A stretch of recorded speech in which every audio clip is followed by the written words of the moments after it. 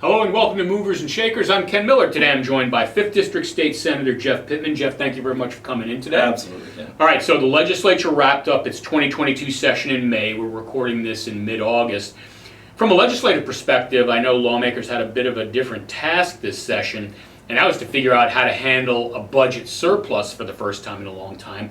So describe the process this year on how the House, Senate, and Governor's office went about slicing up the pie. How did you guys all work together to divvy that up? Well, it is unique, and the whole time I've been in the legislature, which has been about 6 years, we've always been at a deficit, working out of the situation we were in the 2010s. Mm-hmm. We found ourselves with projected budget higher than we expected, and we talked about this, what we were thinking about doing early on. And the way we kind of did it was we had some money coming from the federal government, and formed a committee made up of some different leadership with some community or state stakeholders, and they gave recommendations about how to divvy up that money coming in from the federal, this stimulus package. A lot of that went to infrastructure, went to business development type things, shoring up different institutions that were deemed essential, things like that it was dedicated to. Because this was COVID money when you're talking about the federal share. But, it was broad enough that you could interpret certain things. And, some of those things came directly, helped Lansing, Leavenworth, Baser, Bonner, and other areas that touch my district.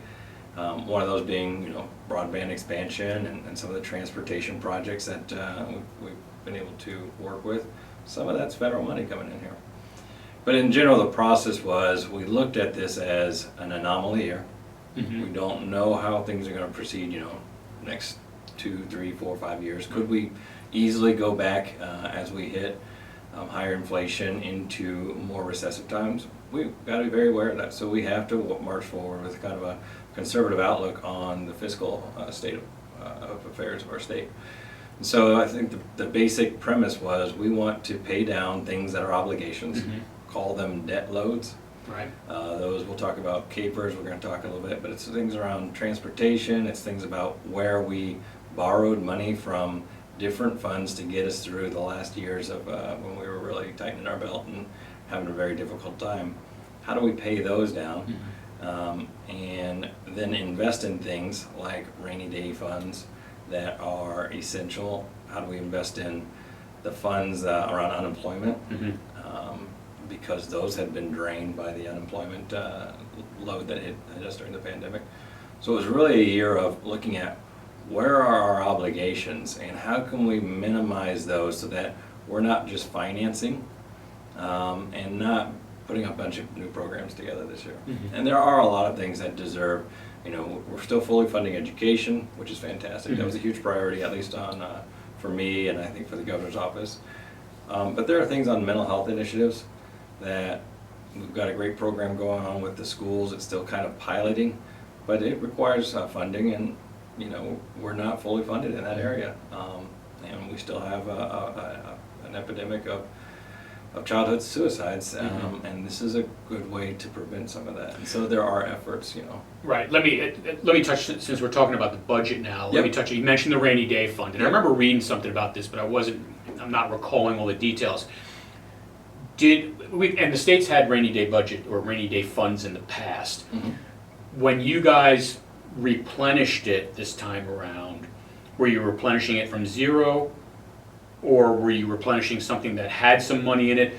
More importantly, what do we have in the rainy day fund now? Oh my gosh, Ken, I don't have the numbers on me. Okay, but approximately. But what we're required by statute. I'm going to tell you what we have in statute. Mm-hmm. We're supposed to have 7.5% of our budget at the end of the year, fiscal year of how we budget, available to us, and we've never had that since I've been in office. In fact, it's been down to $50 million on a budget that's billions and billions of dollars. Mm-hmm. So we're often in the 1%, 0.5%, or 2% range. The budget that the governor, the way it works, the governor proposes a budget, legislature looks at it, approves certain things, changes things, goes back and forth. The one she proposed initially had that fully funded. Mm-hmm. Now we have at 7.5%. And that included things like Medicaid expansion, fully funding schools, other things. But there were things that, let's just call it the majority inside of the legislature didn't like the way we mechanized that. So changed it up, and we ended with a budget that was lower than that. And I can't remember, in a 4 or 5% range. Mm-hmm. But we now have projected revenues that are up again. Right. Driven a lot by the success in the business and corporate community that we didn't have back 3-4 years ago.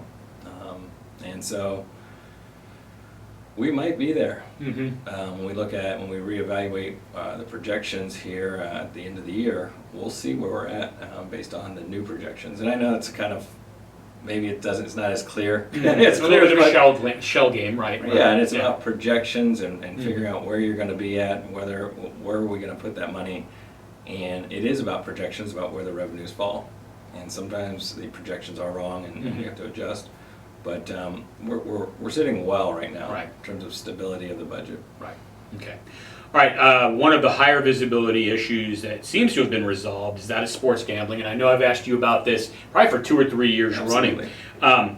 So, in your opinion, will the revenue the state receives from its share of the gambling pie be enough to offset some of the predicted problems with compulsive gambling? And I guess we should also mention, it's my understanding, and I think the governor kind of iterated this when she signed the bill, the revenue is going to be used, at least part of the revenue is going to be used to try and attract professional sports teams to the state of Kansas. Mm-hmm. So let's start with the first part. Sure. How do we offset the potential increase in gambling problems? But B, what about the revenue? Sure. So I want to make sure we don't minimize gambling addiction. Is an issue. Right. It's an issue in our state. It's an issue. We have funds set aside to help with individuals who are in that situation to get help. It's funded. It's got funds coming in from current things like the lottery and other casinos have a portion of their revenues that go to that fund, and it is a serious problem. However, I'm going to say that sports gambling is a very specialized area of gambling, and when we look at, for example, the lottery that just went up to $1.2 billion, I had friends and family, neighbors, putting $20 down Right. on every, for 5-6 different drawings. Now, that's a problem a little bit. You're not going to win, but you could. Yeah, right. But the odds are so set against Right. you.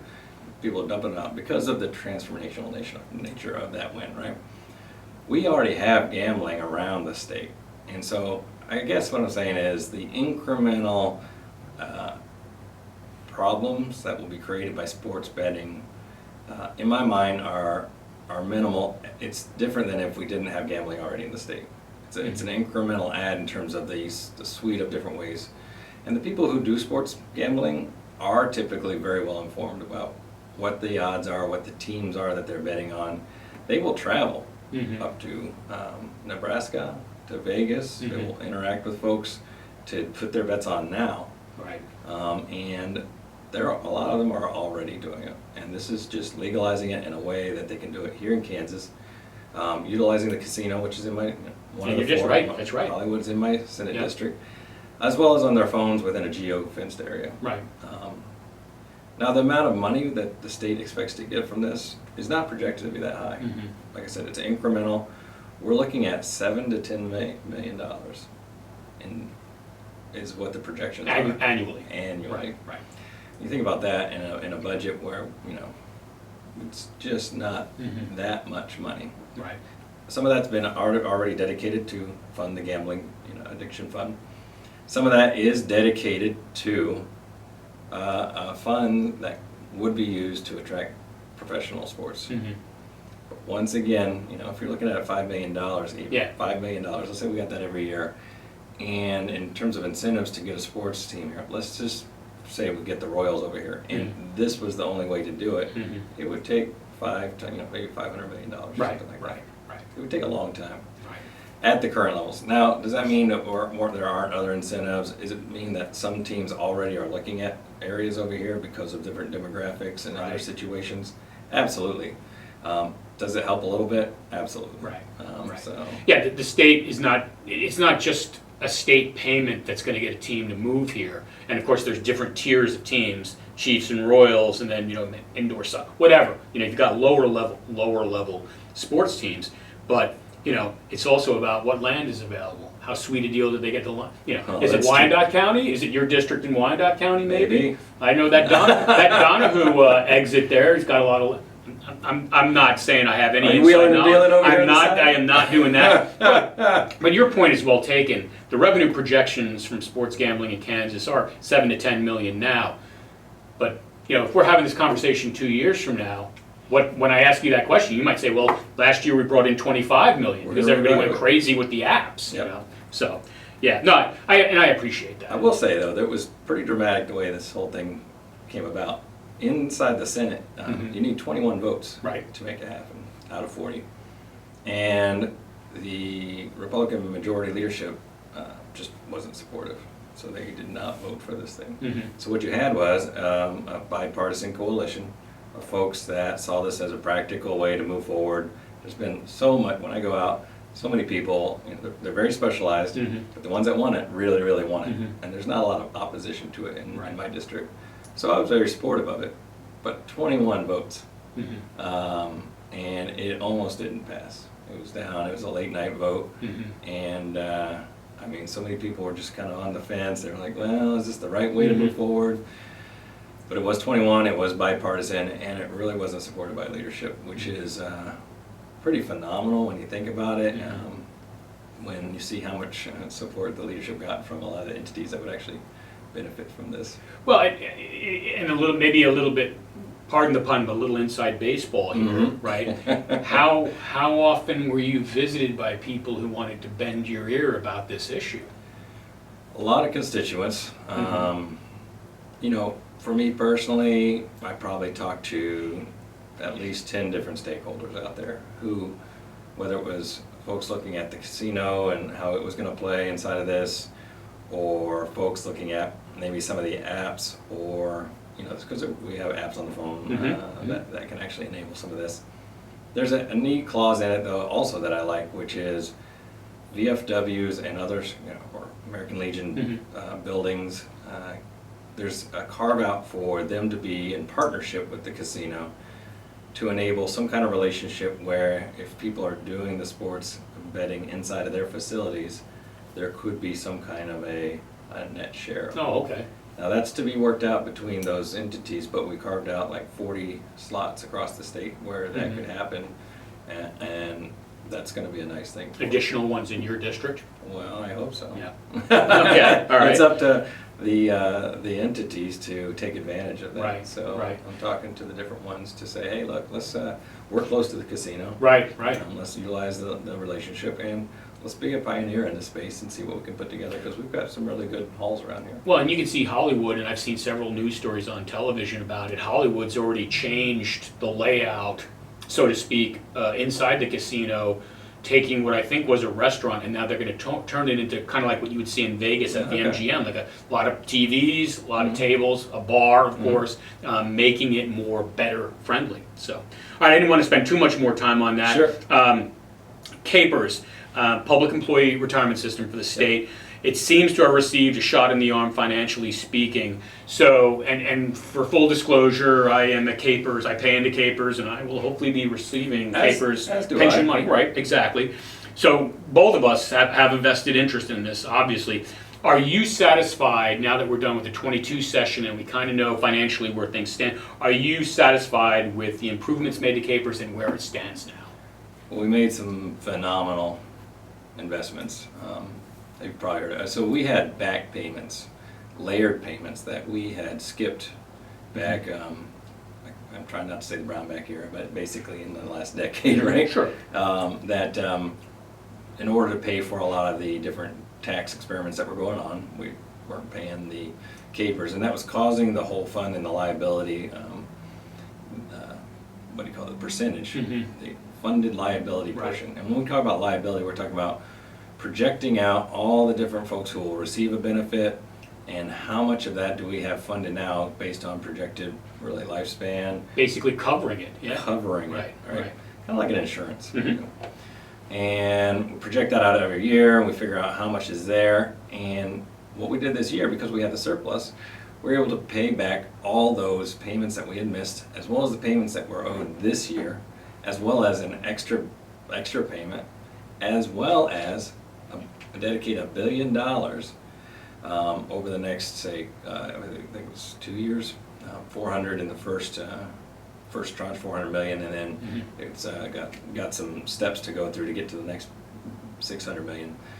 But that's basically shoring up the funded portion of that to, I think it's like 80% is where we're at, which is really great. Yeah, compared to where we were years ago, you're exactly right. Yeah. Very few states go up to like a full 100% because you just don't know where they're going. We have 3 different tiers, as you know. Those play into the numbers a bit, and so I am happy about that. It cuts down the payment levels and how much liability we have in the future. 2 things bother me though. I've gotten a lot of requests from teachers or other folks that have worked for and had a contract, and they're with the state, a social contract, and now they're on KPERS, fixed income. They haven't had a cost of living increase in decades. And what that would be is just a small percentage increase so that the payment amount would go up instead of being a fixed benefit income, fixed benefit. And I'm very supportive of that. And we proposed it. It's been proposed. We proposed it 3 or 4 times in different ways. And my colleague down there, Senator Petty in Wyandotte County, she said, "Well, what about a 13th payment this year?" We're at a point where we could dedicate a 13th payment to all the retirees out there. So one time. At one time. We're in a pretty high inflation type period. Hopefully that doesn't continue too long. It would be a perfect kind of shot in the arm, temporary thing that wouldn't increase the overall liability. But it was, I'm using the word shot too much, but it was shot down. It was shot down. How close did it come? Not close at all? No, and it was frustrating. It wasn't just frustrating that it went down. It was frustrating the attitude that some of the folks had up there who might not value, I guess, maybe state employees as much. I don't know. But they said, not today, not ever. And it's kind of hateful words on the floor to say those type of things. It's just like, hey, this is not the right decision right now, get it. But to go the extra step and kind of denigrate it is, it was frustrating. The other thing I'm a little worried about is sometimes legislature will fund something like a battery would be used for future use to cut, to not make payments in the future. And that makes me a little nervous too sometimes, is that, if we could do certain things like do a COLA, that's a great thing for the employees, but as it is now, they didn't see any benefit per se. From what we've done, they saw more of a, hey, we've got a stability of the fund, which is great for the long term. Right. But nothing that gave benefits, over the next 5 years, I'd say. And I'm a little worried about that battery effect of, if folks get on a spending spree, it's easier to tap into something like this and not make payments again in the future. Right. To do things that wouldn't be good for the health of the state. So. Well, it's Bank of KPERS and Bank of KDOT. That's it. You've seen those games before. So you want to be careful about how much and how far down that road you go. Right.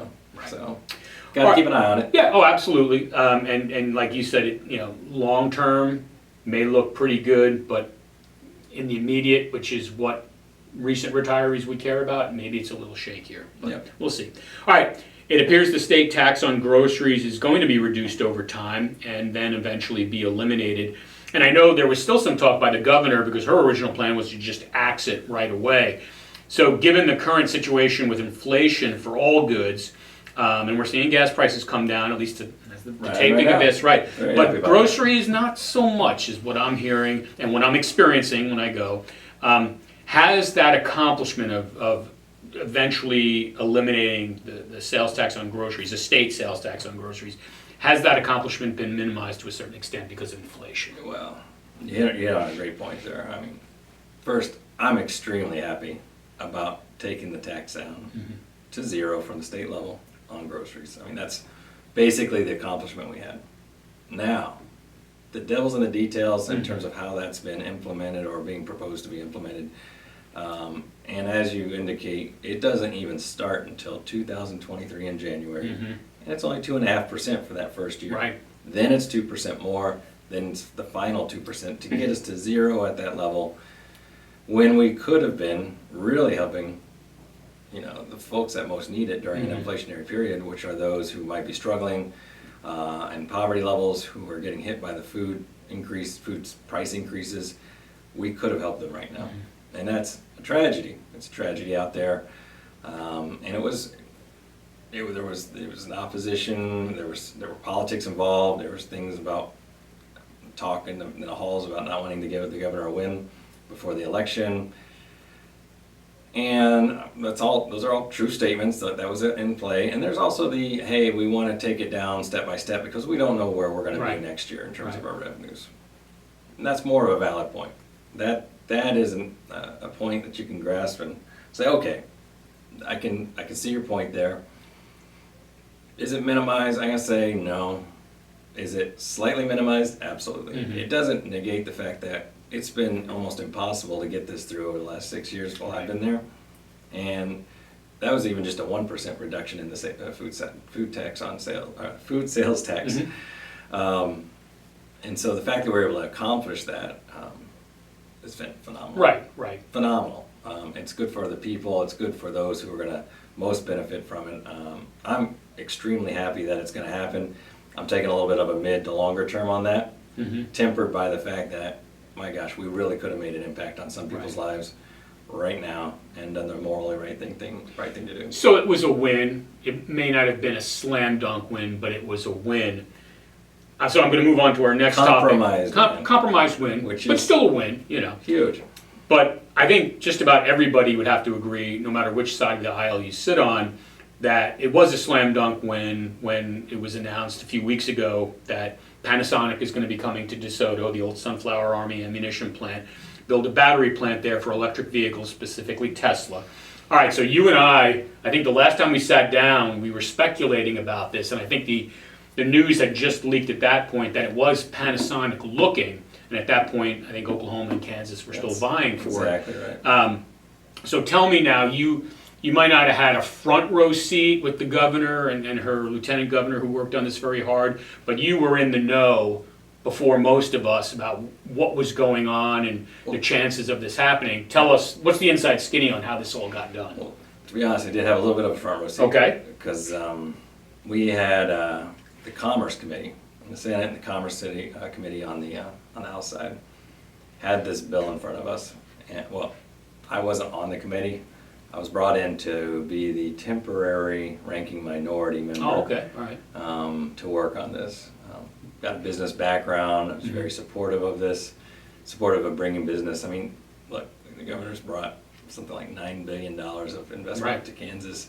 I don't think that even includes this new deal over the last 3-4 years, and that's huge. It's something I can really get behind when it comes to my district. We got Urban Outfitters, et cetera. So I see that in Northeast Kansas, especially this quadrant, is set as a perfect place for those businesses to come. We locally are going to benefit from things like this. And to be clear, the site is just across our Leavenworth border to the south, DeSoto at the Sunflower Munitions Plant, which was not being used. It's been cleaned up where they're going to be putting this thing into. So it was a great site, great access to workforce.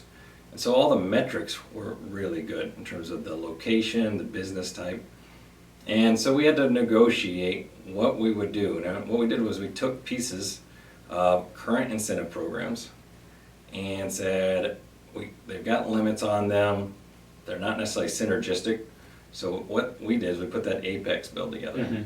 And it's meant to attract these mega deals. Top end, which is why it was named Apex, and structure it in a way that the Department of Commerce could offer incentives and be enabled to negotiate with the terms that they needed to. And that was because we were losing these deep mega deals. Right. I think I mentioned last time, I can't remember, I was at 13, 15, 20 different deals that we were part of before in the last couple of years that we just fell by the wayside. And so with that insight of pulling these together and saying, okay, we can, if we focus all of our efforts and become more strategic about how we do this, we can be a player here. So I was on that team that helped put that together, helped push it through the Senate and push it through the House. And you say everybody, but not everybody's a big supporter of that. There was opposition from some statewide candidates out there that called it out and said, this is a terrible bill. And they said, this is not good. It was not necessarily a way to bring business to Kansas. So there's still some controversy out there. And I think some of that is well intended. A lot of folks look at it and say, hey, well, I'm a small business, how come I can't take advantage of that? Well, you can. There are other programs that are geared towards smaller businesses and that type of thing. And different incentive programs from the city to the county, to the state level, to the federal level. And so there are things out there for different folks, but I can get the sentiment. So this thing came about, and I was extremely excited. The field was wide open to I don't know how many states, narrowed down to 2, us in Oklahoma, Tulsa. And as the deal was progressing after we had passed this bill, news media was leaking. The governor in Oklahoma started saying, hey, we've got $750 million in cash incentives. That made us feel over here in Kansas that we're not in a position to offer that much cash. It's not something that we've typically done. Texas does that. Oklahoma started to pull that card out. But in the end, I went up to meet with the Panasonic executives after they had announced at this big event up in Topeka. And it was really, our culture, access to the education things, the incentive structures that we did put together, the partnership that Kansas presented, obviously the access to the working community in the Kansas City area, the workforce, and the ease of access in and out, both intermodal as well as via highway systems. A whole series of things came together, and something we didn't really clue in on, I don't think, was this is part of Panasonic's strategic vision for how they're going to reduce their carbon footprint as well. And when they came in and spoke, they spoke more about that than anything, which surprised me. I don't know how that all plays into our future strategy, but it's something to be aware of, that this was a key strategic event for them in more angles than we even knew. Well, and I wanted to ask you, since the announcement that Panasonic is going to locate this mega project here, the 5th District, while DeSoto may not be in the 5th District, your district is a stone's throw away. So have you been able to get with, and I don't know if they'd be KU, K-State, academic types who can tell you whether it's spin-off, whether it's just employment with people driving down there to work, what is the economic impact going to be on the 5th District, which I would think would only be good, but what level of good are we talking about? Oh my gosh, it's hard to project exactly how many workers are going to be going down there, but we're talking, the numbers. It's 4,000 jobs. Right. And they're, plus 50,000, 60,000 average, higher end jobs. Because you're talking about the salaries, right? Salaries. Right. And so that will attract workers from our district for sure, whether it's Western Wyandotte, whether it's from land. I mean, look, we've got folks working here inside of many of the different Amazon facilities. This distribution has become such an important, big distribution areas are such important players in the area. Net, I think the salaries will increase, the access to jobs will inevitably increase. It will probably, obviously help my southern area of my district the most. Sure. We'll look at right now Bonner Springs, and in the future with redistricting Baser. That area will continue to grow and house, many of the workers. I don't have an economic projection yet, but next time I talk, maybe I can get one for you. Well, and it's interesting to me, and again, you wouldn't have this on paper yet, but what are you hearing about spin-off? Because Panasonic's going to need suppliers, this, that, and the other thing. Absolutely. I mean, is that, and I know you can't give away names, but is it something where we're looking, especially in the southern part of Leavenworth County and other parts of your 5th District that is south, I mean, are we looking at some business opportunities here? Absolutely. Yeah. That's the exciting thing about it. I mean, it's going to affect a radius around that site, and it's not going to push into Johnson County, in my opinion. It's going to take advantage of the space that's outside in our area Mhm. and around the. Eudora is really Absolutely. ramping up now too. Yeah. So you've got that, you've got that whole track to Lawrence. You've got the more opportunity work. I mean, this is just one of many opportunities. One of the other things, you mentioned the supply network. My background is supply Right, chain, right. so I focused a lot on that. This was the first time, to my knowledge, that a state's gone after not only the entity itself, but the key suppliers. And so we've actually put incentives Mhm. out there for key suppliers that they identify, handful of those, that can also gain some benefits from moving locally into the area, bringing those individuals to work, making use of the current workforce, and there's education money to train up individuals to. Is that all part of the Apex bill? Mhm. Okay. Yeah, it's how it was structured. Now, we can't force, you can lead a horse to water, but you can't make them drink, right? Right, You can't force these companies to move here, but you can incentivize them. And once they're here, get them to buy in with the capital infrastructure and get the jobs here.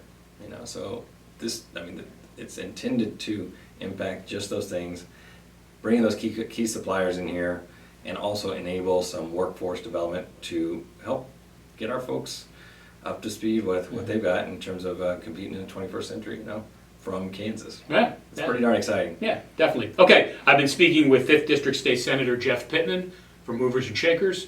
I'm Ken Miller.